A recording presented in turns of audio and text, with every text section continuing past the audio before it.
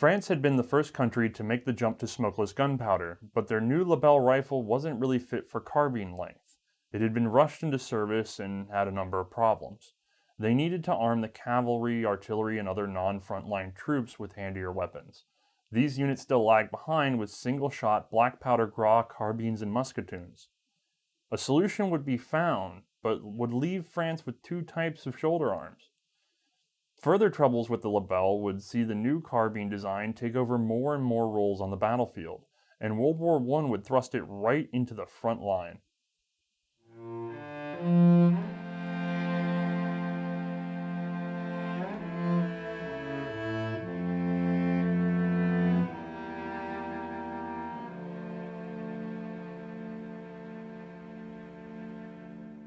Hi, I'm Othais, and today we're going to cover several variations of the Berthier as used in World War I. Now, before we get started, I want to say that's not generally how we're going to do things. We want this show to feature one variant of one gun at a time, as long as there is a reasonable distinction between the models. And there are reasonable distinctions between these models. But we've got our partnership with the Great War, and we got to play catch up so that we can get on into Germany and things like that. So you guys are going to get a couple at once. I hope that's okay. They all use the same action, and we'll get into detail about that, so I think it'll work out fine. We also are going to cut off at the end of World War I. There's a lot to say about these guns after World War I, and we will get to that. Just wait.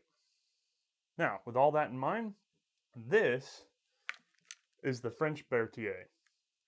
Now, when we talk about these guns, we first have to talk about the Lebel, which we just did on the last episode. The thing about the Lebel is it was rushed into service. We covered that. The number one problem is slow loading, and the number two problem is really limited capacity if you're trying to make a carbine. Trying to get a tube loader down to short enough for cavalry, no good. Over in Austria and Germany, they had adopted the straight pull 1886 rifle, which fed from a one-directional clip. That means 5 rounds could be inserted in the action in the same amount of time it would normally take to insert 1 round. This is revolutionary. Now, the Germans copy this design and improve it so that it's bi-directional. You could load it either way. There's no top or bottom. And they include it on their 1888 commission rifle. So France's neighbors are caught up on smokeless gunpowder, and they have faster clip-loading systems, and France still needs a carbine. So in steps a railroad engineer by the name of Monsieur Berthier. And I think I know his first name, but there's 2 Berthiers, and every time I look it up, even in French sources, I get a different answer. So if somebody's dead sure, go ahead and start an argument in the comments. For now, this is the first Monsieur Berthier, the one who has to do with this carbine. Later, we'll probably talk about another Monsieur Berthier who did work on semi-automatic prototypes. Anyway, Monsieur Berthier steps in, and he has an idea for a conversion system for the Lebel rifle. He takes Lebels and he fits them with originally these Austrian-style single-directional clips. Then, as Germany comes out with its 1888, he makes the same adjustments for 2-directional. We're not sure who came up with what, but regardless, it was 1-directional, it becomes 2-directional. It was originally meant to be available to convert existing Lebels. That idea gets dropped. The gun gets simpler and simpler. Originally, it was going to have 5-shot capacity. It gets all the way down to 3 while trying to make room for things and getting everything lined up and working properly. So what ultimately goes to trial is this 3-shot lightweight Berthier carbine, and it wins. It's adopted in 1890, and we will see, it's not quite this model, but we will see ultimately something like this. Now for the French, that 3-shot capacity really isn't that big of a deal because previously they had loaded 1 cartridge at a time. They're going from 1 to 3. That's triple down on their money. Granted, other countries are already looking at 5, but, it's early days and everybody's still experimenting. So we've just loaded 3 as fast as we used to load 1. We're happy. That's going to change, obviously, but we'll get there in a moment. Now, we'll see 3 variants of the 1890 come about. This will be the cavalry, which that use is obvious.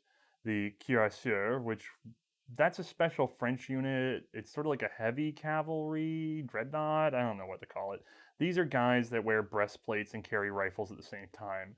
It's confusing, and They're obviously not that effective by the time we get to World War I, but they had to have a specially designed stock so that they could fit the gun up against their dumb armor. Then you have the military police, the gendarmerie. These guys adopt a gun of their own with a special bayonet. Now, in 1892, we're going to see that same rifle taken over and renamed Mousqueton, which is another French tradition. Has more to do with tradition than it does with design. It just is another version of a short rifle. We'll get into that in more detail when we get around to the Gras. The 1892 is intended for artillerymen and other specialty troops, and it really becomes sort of the most recognized model because it's handed out to anybody. Now, the 1892 does well, and the Lebel continues to serve until about 1902, when the French are having trouble with arming the Indo-Chinese peoples in their holdings in Asia. These people are short-statured and can't handle this unwieldy, tube-fed, awful rifle. So they take the Berthier and just sort of give it a longer barrel. This gun is so successful that they decide, hey, we might as well make these for other troops, most notably in Africa. They go ahead and make it even longer still, bringing it up to the same length as a Lebel, but it's still lighter and easier to carry, and it has that limited 3-shot capacity, but hey, faster loading. And as a bonus, it's easier to manufacture. So this becomes the 1907 Senegalese rifle. The 1902 and 1907 serve well in their roles until, well, World War I happens and everybody's caught off guard. The French, they haven't been producing the Lebel as much or at all for a number of years, so they're rushing to retool production. In the meantime, though, they still roll out Berthiers from time to time in batches, so the machines are ready to go. Well, what do? They reach back for that 07 and make a few modifications. Most importantly, they take the dedicated specific bayonet for the 07 and they swap it over to the standard Lebel Rosalie. Now, for the carbine side of things, you're going to see mostly this 1892 bayonet, just so you know. Now,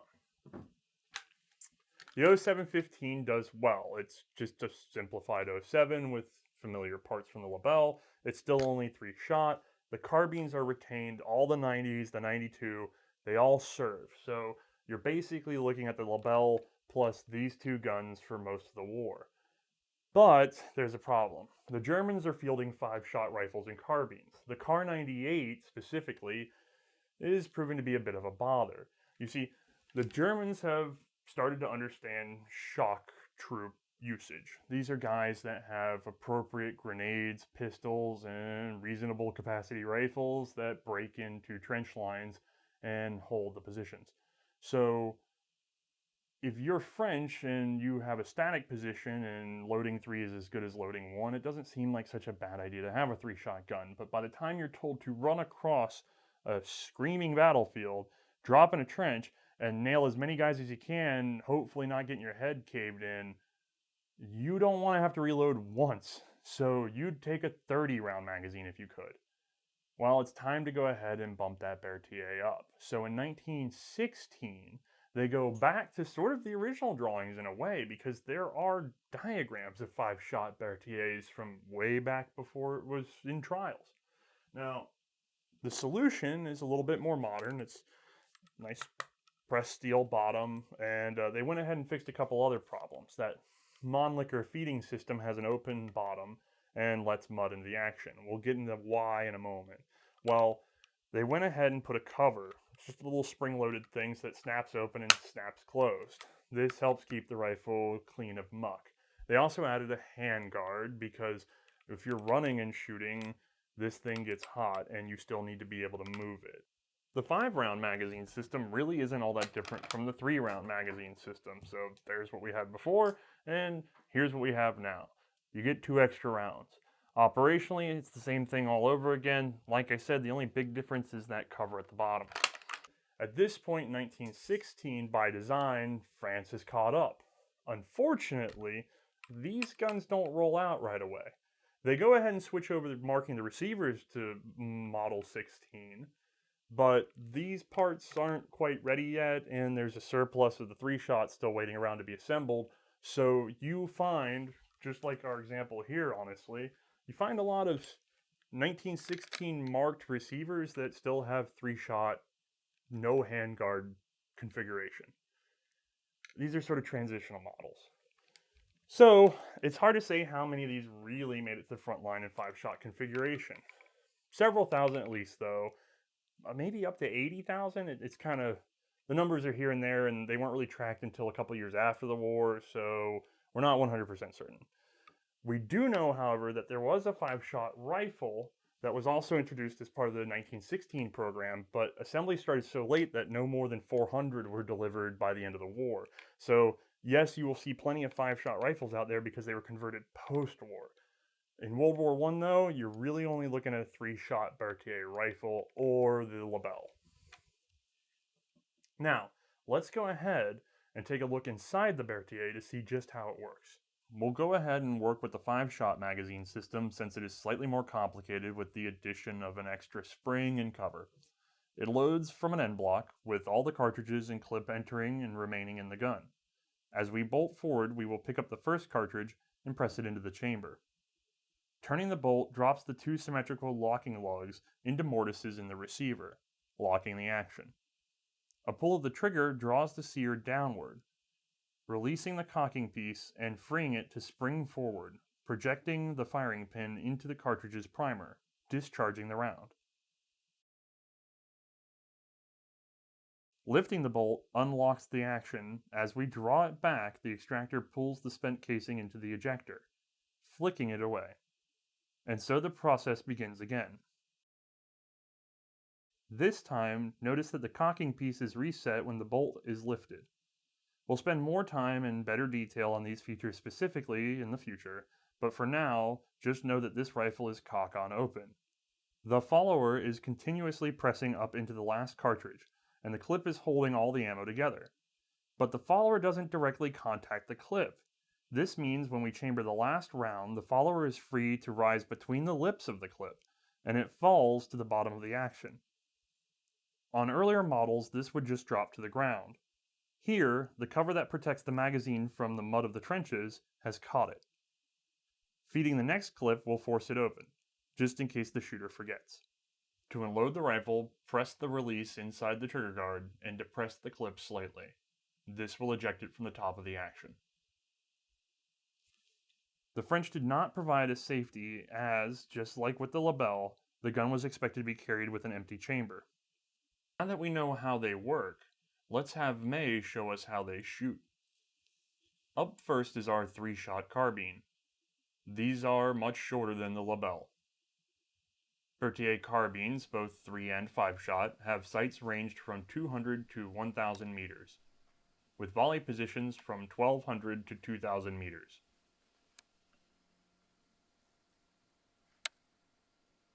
Again, we're loading this from a 3-shot end block, which will stay in the gun.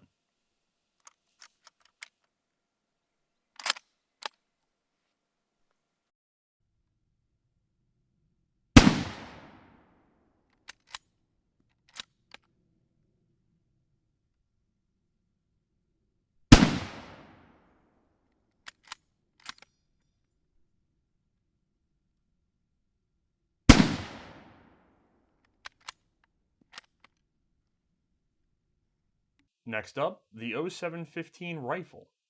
A lot of length has been added. Sighting is now like the Lebel, with an adjustable ladder from 400 to 800 meters, and volley positions from 900 to 2400 meters. Flip forward for a 250 meter battle sight. This is still a 3-rounder.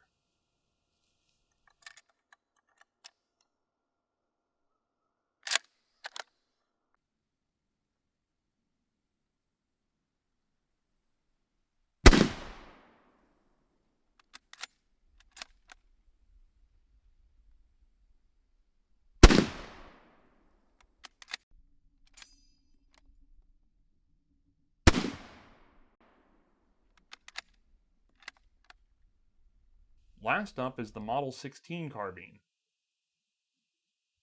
Now we're up to 5 rounds. Otherwise, handling's the same. Just remember, that clip is not going to drop after you've chambered the last round.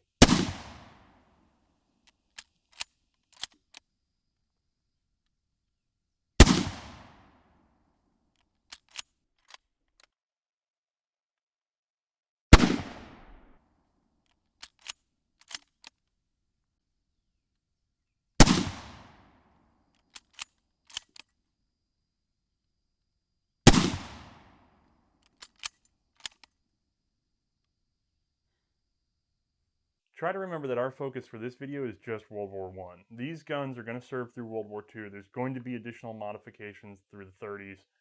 They're going to get rechambered almost 100% across the board to a ball-end cartridge.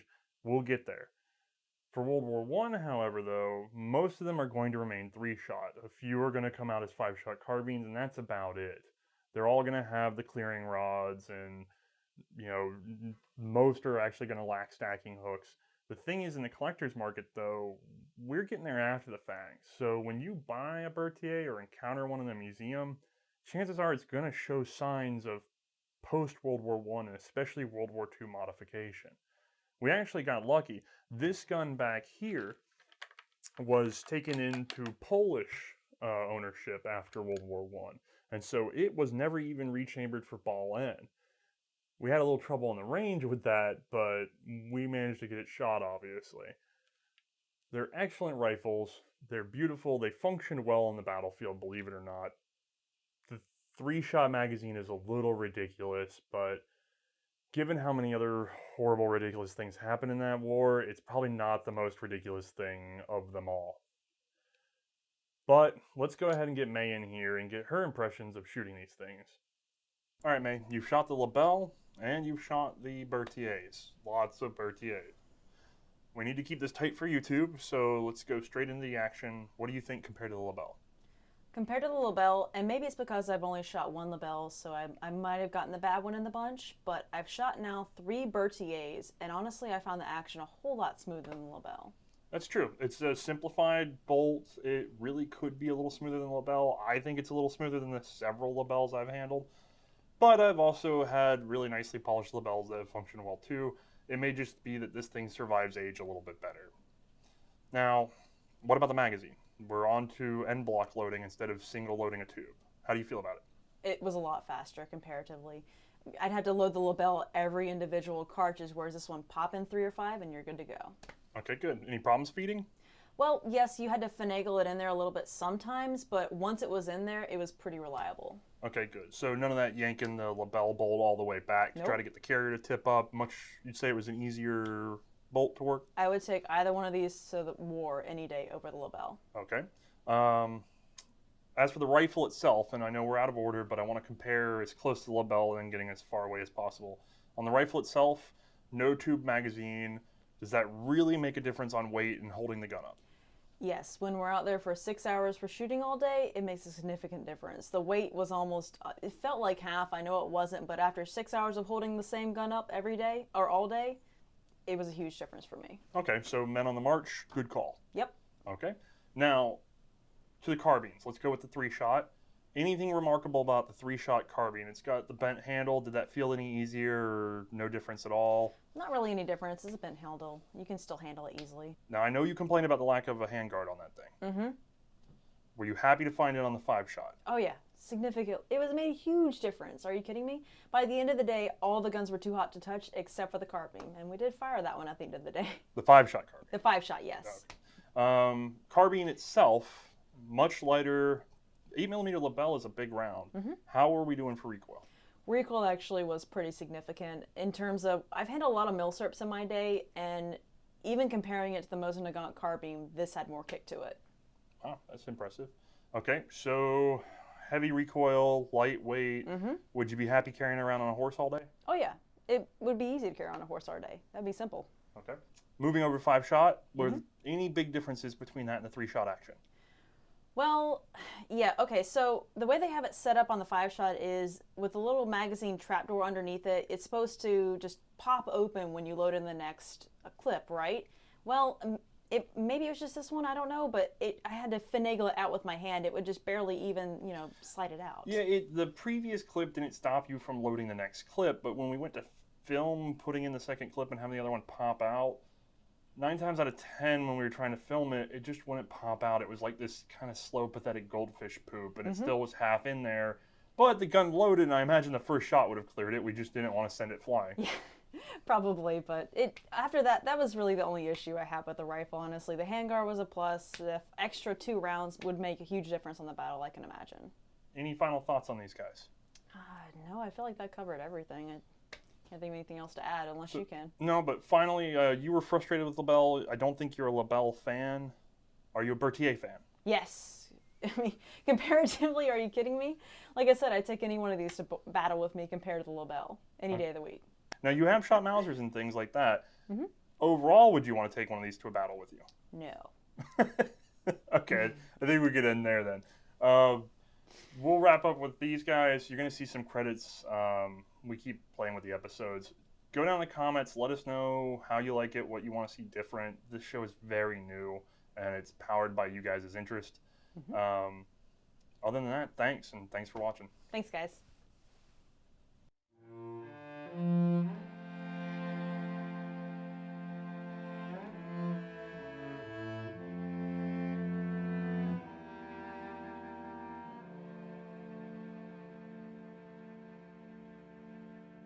Hey everyone, this is Mae. I'd like to just take a moment to thank some people who have made this show possible. First, there is our crew. These are members of the community who have stepped up and donated their time and expertise. Second, the South Carolina Military Museum, which has provided us with access to their lovely armory. We can't recommend this place enough. We can't forget Shoot Logic, an excellent training group and well worth the drive. They've kindly lent us the facilities once a week for production. Also, the Great War collaboration has allowed us to share some basic costs and given us a wider audience. They're a terrific channel. Finally, we'd like to thank you. This entire project was the result of years of support and enthusiasm. Now for some begging. The site articles, images, anatomies, and more took a lot of work, but not always a lot of money. Sadly, video is brutal, and we're currently paying for it out of our own pockets. If you like the show and would like to see it continue and grow, please consider visiting us at Patreon or stop by the C&Rsenal print shop. Thanks for watching.